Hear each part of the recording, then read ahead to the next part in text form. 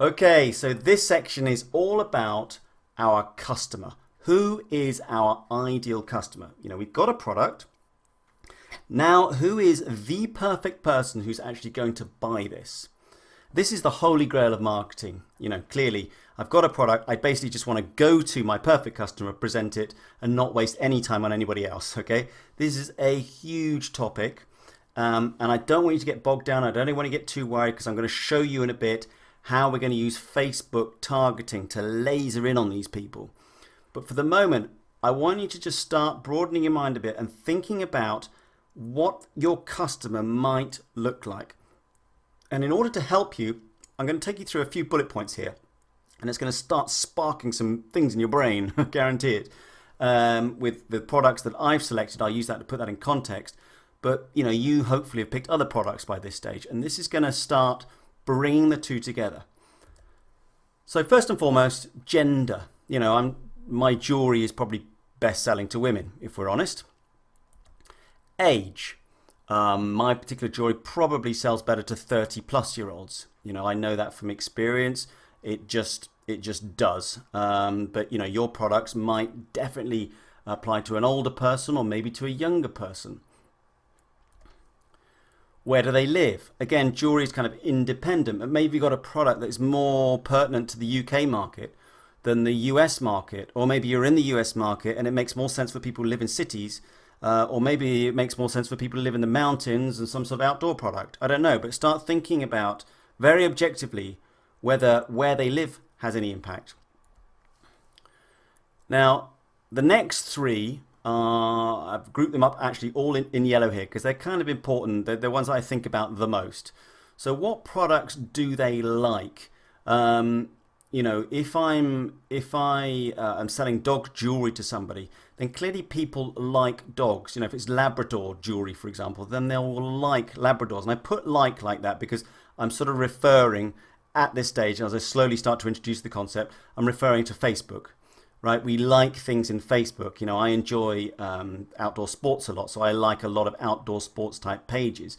So Facebook has profiled me in that way. So I can find people, in my example, who like Labradors, for example. That's going to start narrowing down who my ideal customer is. What services do they like? People who have dogs might have particular services. Could be a dog grooming service, for example, that they have liked. What sort of services do they use as a dog owner, or indeed in the context of your product? What brands do they like? Dog owners typically, let's talk about dog food brands, for example.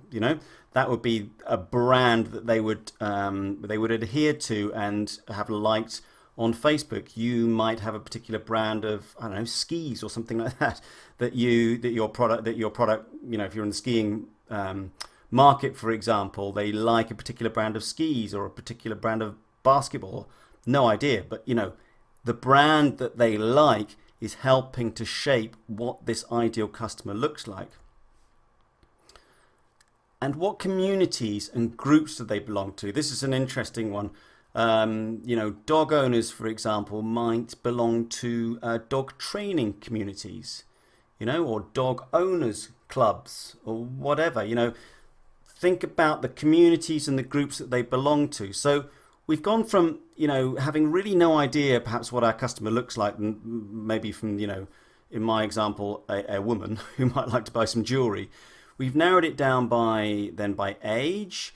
We've started to think about the kind of products and the services and the brands that they would like and the communities and the groups that they belong to. Now, there's a lot there, but I encourage you to get out a piece of paper, take this screen, put it on pause or whatever, and just start to, take some notes, get your creative juices flowing with the products that you've selected, and see if you can come up with some, nice little bullet points underneath these main headlines that would start to build up what your customer avatar looks like.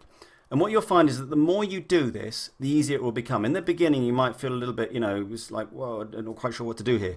But just start writing and it will start to happen. And slowly on, after you've done, 3, 4, 5, 10 of these, you'll do it very, very quickly. It will start to become second nature.